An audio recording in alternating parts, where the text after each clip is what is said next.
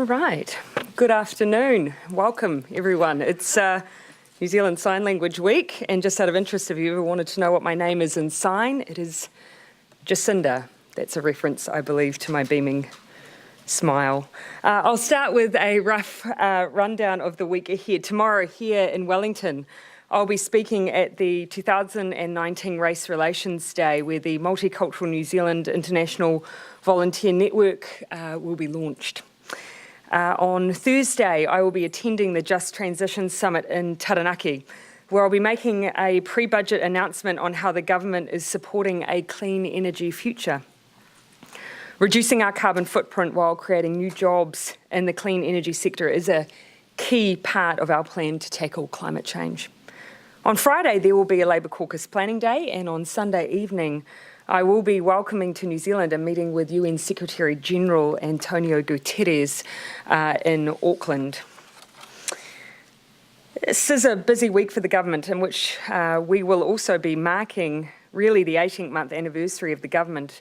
We are about halfway through our term, so a good chance for us to do a little bit of a check on what we've managed to do in the period of time that we've had the privilege of holding office. Over the last 18 months, we have started to tackle the long-term challenges that New Zealand faces and delivered important improvements to New Zealanders' lives. On the economy, we are delivering budget surpluses, record low unemployment and solid growth rates in the face of global headwinds. The average wage is up $65 per week since we took office, while 70,000 new jobs have been created. And unemployment is down to 4.2%, the second lowest rate in a decade. GDP growth is at 2.8% per annum, better than many of our key trading partners.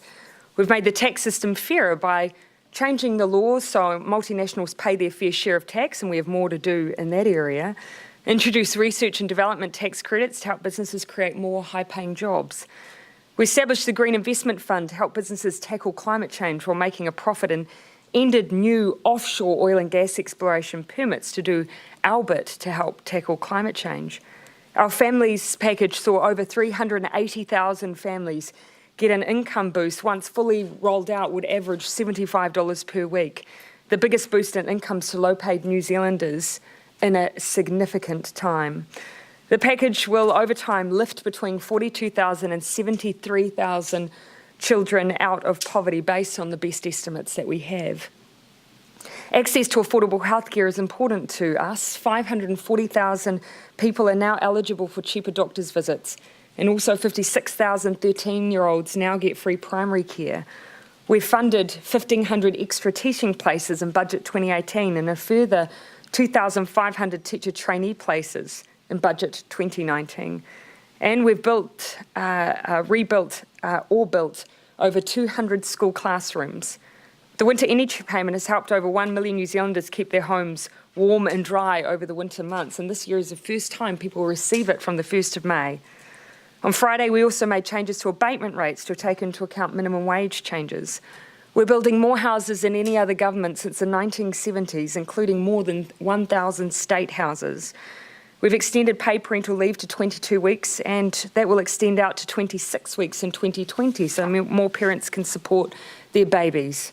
We're phasing out single-use plastic bags from the 1st of July 2019. We've lifted the refugee quota to 1,500 a year, and of course, most recently, we've banned military-style semi-automatic weapons. These are but some of the initiatives we have undertaken in the last 18 months. And with the wellbeing budget coming up, there'll be much more delivered with our focus on mental health and children in particular. Have we done everything that we wanted? Of course not. And I will always be impatient for us to move as quickly as we can, but we have made significant improvements. Are the most vulnerable in our community better off? Yes. Are we committed to addressing the long-term challenges our country faces? Yes, we are. We are doing what we were elected to do, and this week, and with our wellbeing budget, we will continue to provide evidence of that. Look, I am happy to take questions. So with the Australian law firm coming out and saying it will launch a class action in regard to Southern Response, is the government concerned that some New Zealand families haven't got their fair share? Well, what we have certainly generally been focused on, and you'll appreciate that I'll speak generally because I can't comment on a matter before the courts, What we were generally concerned about was dealing with those claims that existed that weren't being progressed. And so we have resolved 50% of the outstanding claims with Southern Response and 76% of the outstanding claims with EQC.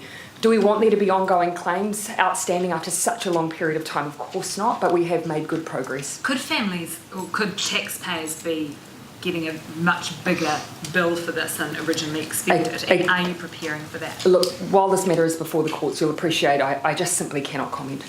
Where is the cannabis referendum at? Sorry? Where is the cannabis referendum at in terms of the question? Cabinet has made decisions today. Following on from those decisions, there are some final amendments to be done to the papers that were presented to Cabinet. Minister Andrew Little will be making announcements this week, so very, very shortly. Will it be legislation going through the House? Again, I'll leave those announcements for Minister Little. Could it see cannabis lollies legalised? Again, I'll leave announcements to Minister Little, and those announcements will be made very, very shortly. I do want to make just one overarching point, though. Of course, you'll see from the confidence and supply agreement that this is about the government putting forward a question for the New Zealand public to decide upon as part of a referendum, and we've already said that will be part of the 2020 general election.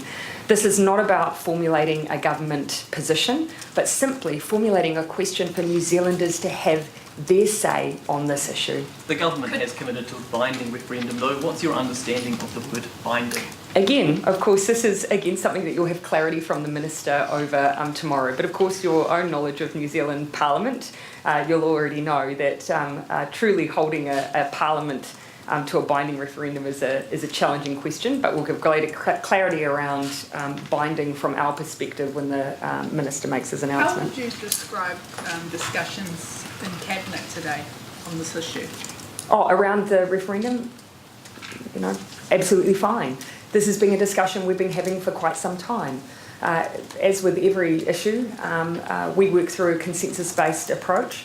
And Cabinet was the final conversation in what has been an iterative process and a very sound process. Were the Greens there today? Were the Greens part of this conversation? Our practice is that for ministers who are taking a paper, when it's in their name, they attend Cabinet. This paper was in the name of Minister Andrew Little.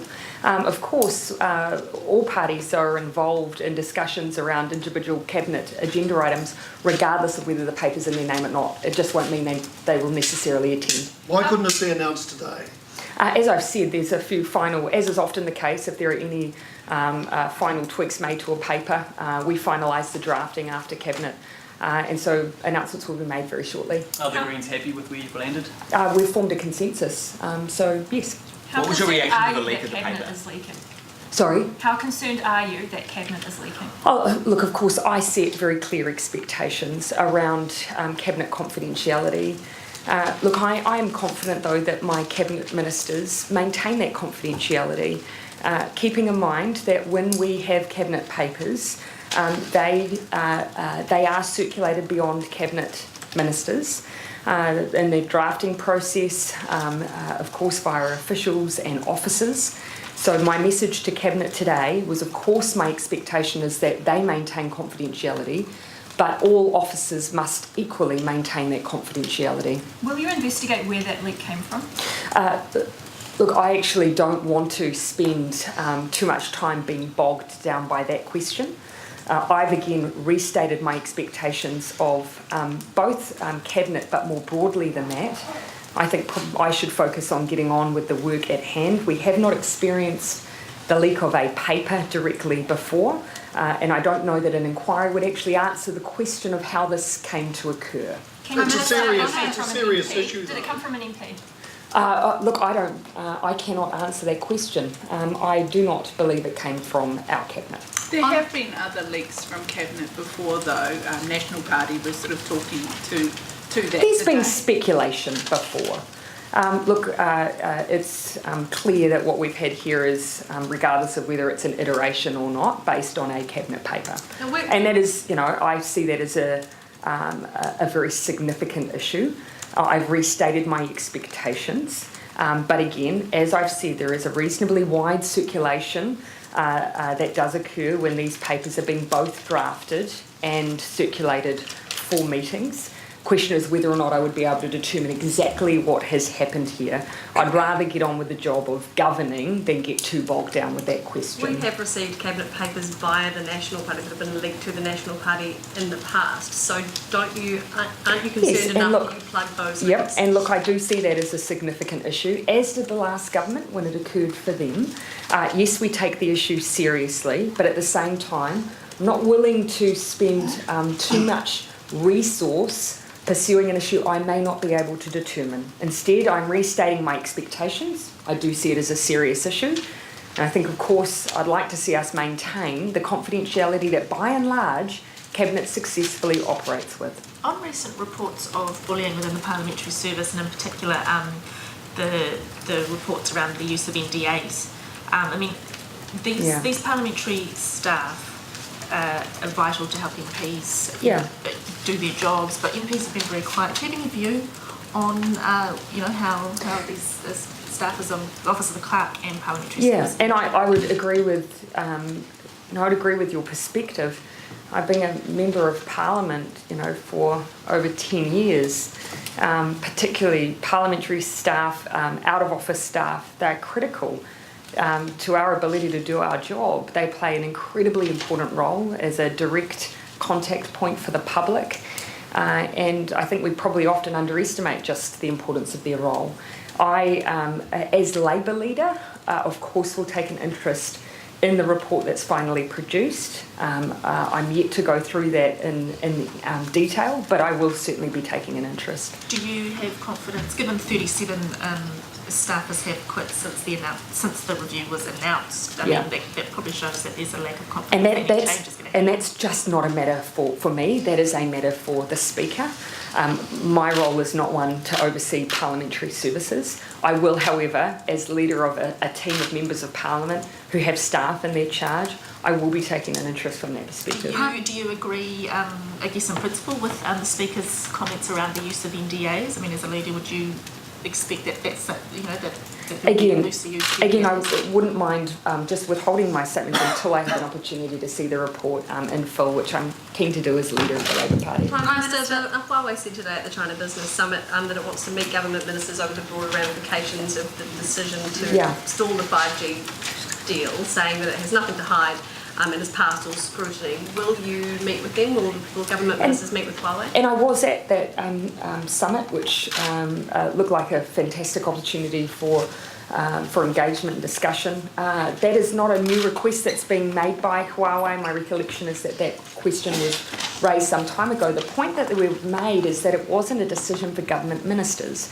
Under the TICSA legislation, it was very much between the vendor, Spark, and the GCSB. So we have not been involved, and therefore Huawei making any direct approach to ministers actually doesn't take the issue any further. It's an issue for the GCSB and the TICSA process. At the moment, it sits with Spark. They've gone back to Spark with issues to mitigate, and so really it's a matter for them, not something for us to be involved in. Huawei saying this is about geopolitics and not about facts. Disagree. TICSA is very, very clear. It is a legislative process which we've had a number of applications go through already. It is neutral on government and entity. It simply makes an assessment on risk. And the GCSB have outlined to Spark directly areas they wish for them to mitigate, and that's where the issue currently sits. What about their claims that it slightly different. Sorry. What about their claims that they estimate it could lose the country hundreds of millions of dollars in revenue? Again, the process is still underway as far as I'm aware. The GCSB have gone back to Spark, who put in the original application, and now the matter sits with them. On a slightly different note, Prime Minister, what are your plans for your upcoming wedding? Any other questions? Election year. It pains me too. But will we see a wedding in election year? I have absolutely no idea. I was surprised by the question, and look, as with probably many other couples, that means we haven't made many plans, in fact any plans at all. So you may have many questions. I'm unlikely to be able to answer just about every single one of them. For the public who are hungry for Are they really? Are they? Trust me. Can you tell us any more about the proposal?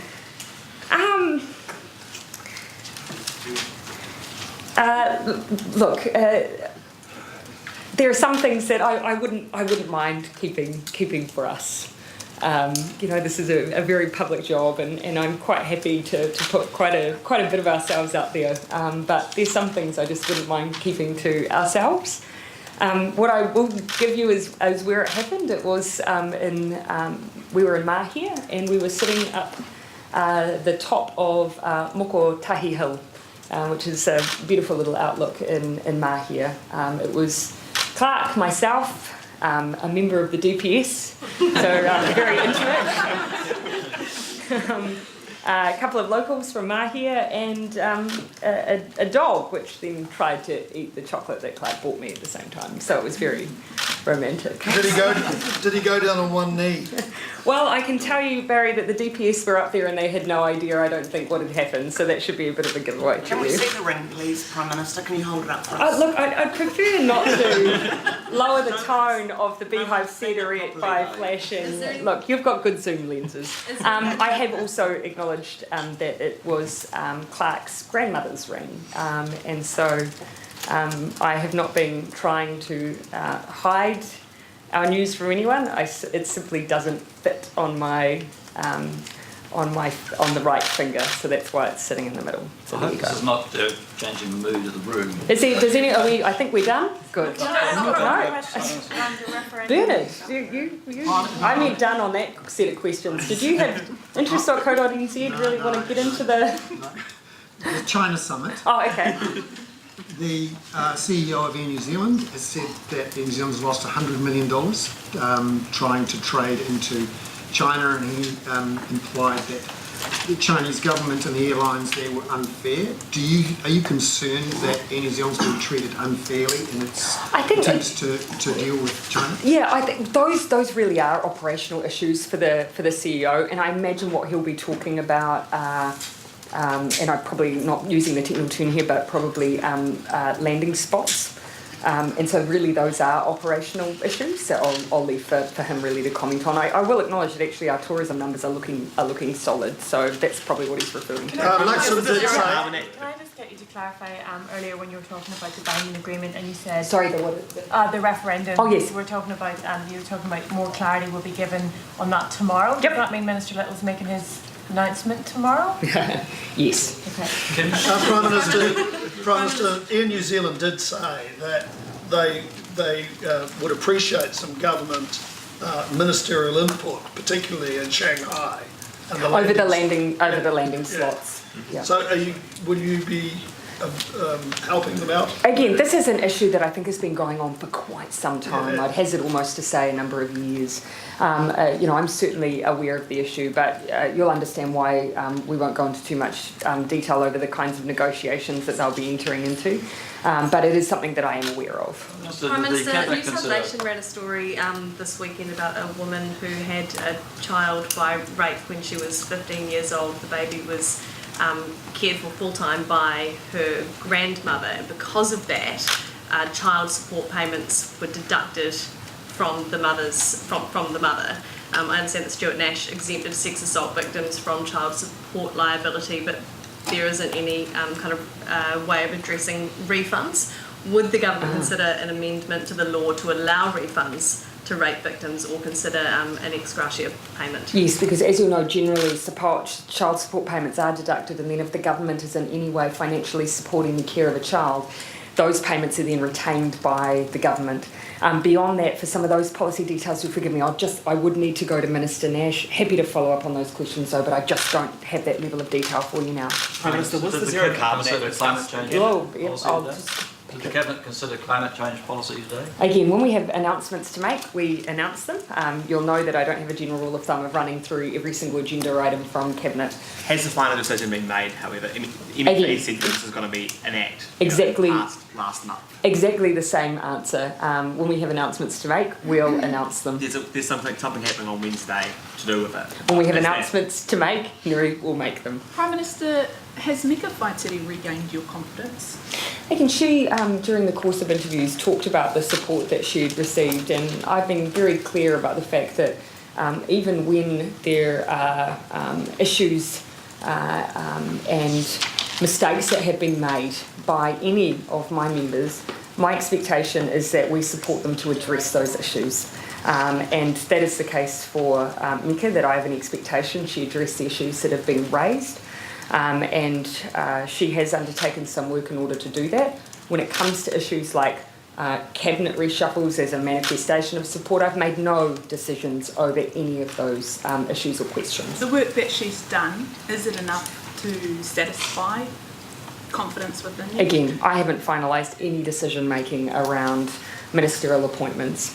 What about her approach in some of these recent interviews? There does seem to be, I guess, a lack of acceptance of the outcome of the report and any contrition. And I've already shared a view that whilst Meka Whaitiri has continued to contest elements of the report, my view is that there is no value in relitigating the report itself. Instead, work needs to be done.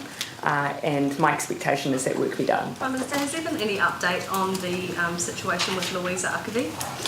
No, none that I can report. Since news of her situation was revealed, there have been a couple of videos that have been released of the Islamic State leader Abu Bakr al-Baghdadi. Could we link that to her whereabouts in any way? Does that offer any kind of hope?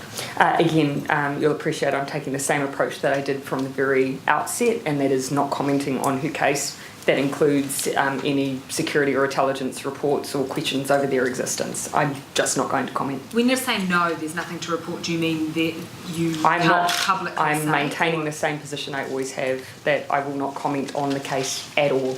Have you had any briefing on the United States sending an aircraft carrier into the Middle East? No, I've just, as I was coming down, had reference to that made to me. I haven't received anything official from MFAT or any briefing on that, but I certainly will be seeking it. Back on the cannabis referendum, are you concerned that legalising edibles could result in some children being exposed to cannabis? Again, that's making a number of assumptions. We haven't made any announcements as yet. And of course, when we do, need to keep in mind that what we are doing as a government is simply formulating a question and a set of principles for members of the public to make a decision on. So this is not a government position. This will ultimately be for the public to decide. Prime Minister, there's been a lot of criticism of the government's response to the welfare working group. The main change that was made about the sections was already campaigned on by Labour and the Greens. The abatement rates thing is recently agreed upon kind of across the spectrum. And the report recommended a much wider change. What do you make of that criticism? Look, there will always be those who ask us to move faster and to make significant changes at a more rapid pace. There will always be calls on government in both directions. Keeping in mind, of course, that we can't forget the work we'd already done on the families package. That family tax credit package benefited those who are on government support as well. The winter energy payment benefited those on government support as well. That includes, between $450 and $700 across those winter months for those who are families. So we've already made significant changes to our welfare system in order to make sure that, in particular, we're supporting children who might be in families on government support. So why didn't you do more? Why couldn't you do more faster? Again, one of the issues, of course, though, that's been raised is that we are just not case managing and supporting those in our welfare system nearly as proactively as we have in the past. Those, 170 case managers are going to be an incredibly important part of people not having to continually retell their story and getting the support that they need from the outset. The second issue not to be underestimated is we have already moved on the issue of culture change and work and income. That's something I'm already having fed back to me as having made a significant difference. You'll see now that we've said over the winter months we expect people who have need to have their needs met, and that's why you have seen a change in special needs grant numbers.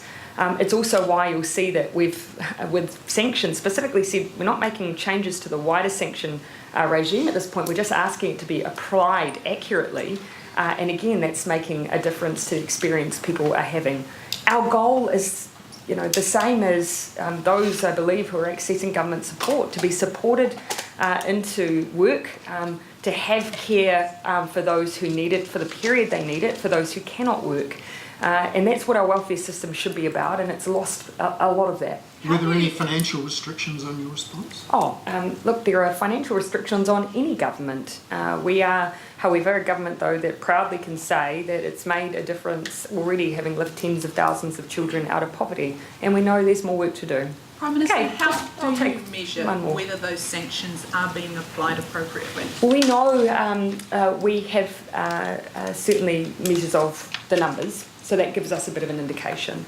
And what we've asked of, my understanding is what Work and Income have been asked, is just to make sure that they apply the policy appropriately. Of course, there's a number of administrative sanctions if you miss a meeting.